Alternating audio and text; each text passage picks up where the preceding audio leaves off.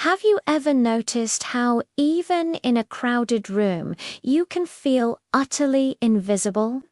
Like everyone is moving, talking, living, and somehow you're suspended in a silence that isn't really there.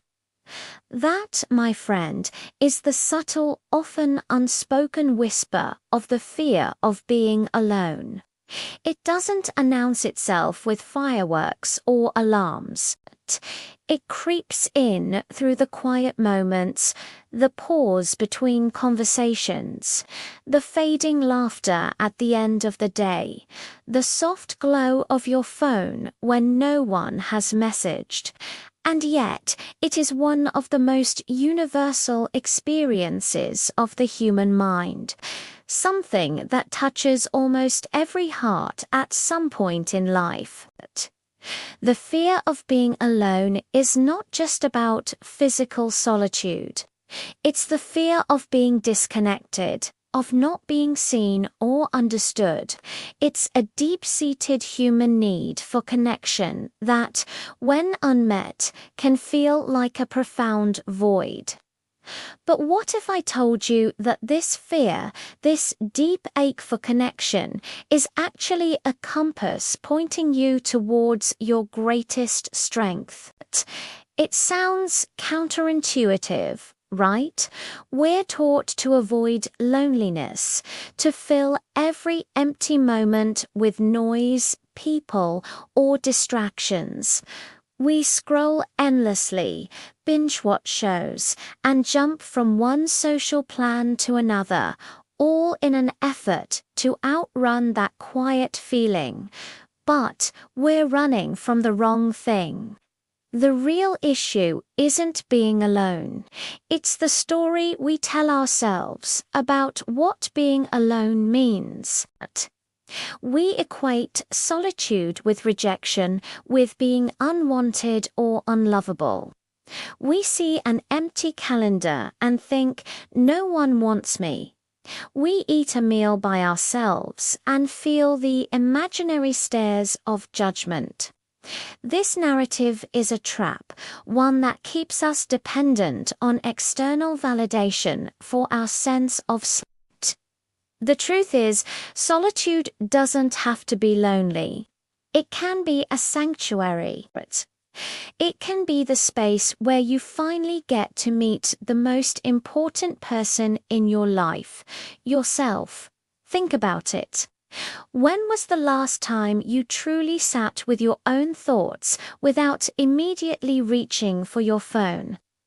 When did you last listen to what your heart was trying to tell you, without the noise of the world drowning it out? This is the gift of solitude. It's an invitation to explore your inner world, to understand your passions, your fears, your dreams, without the influence of others' opinions. It's where you can be unapologetically you. This isn't about isolating yourself from the world. It's about building a relationship with yourself so strong that you can enter the world from a place of wholeness, not neediness. When you are comfortable in your own company, you attract people who appreciate you for who you are, not for who you pretend to be. Let's break down how to transform this fear into your superpower. The first step is to simply acknowledge the feeling. Don't fight it or numb it. When that pang of loneliness hits, just sit with it for a moment. Say to yourself, okay, I feel lonely right now. And that's okay. By acknowledging it without judgment, you take away its power. It's just a feeling, like any other, and it will pass. The next step is to reframe your perspective. Instead of seeing an empty evening as a sign of rejection, see it as an opportunity. This is your you time. It's a chance to do something purely for your own enjoyment. Maybe it's reading that book you've been putting off, trying a new recipe, dancing around your living room to your favorite music, or simply sitting in silence and breathing. These small acts of self-care are deposits into your self-worth bank. They send a powerful message to your subconscious. I am worthy of my own time and attention. Now, let's talk about the practical side of things. Start small. You don't have to go on a week-long silent retreat. Start with 15 minutes.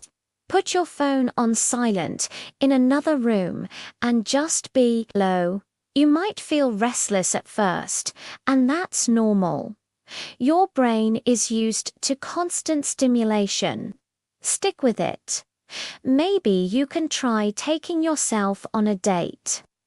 Go to a coffee shop with a journal, visit a museum, or take a walk in a park. Observe the world around you. Notice the details you usually miss when you're with someone else.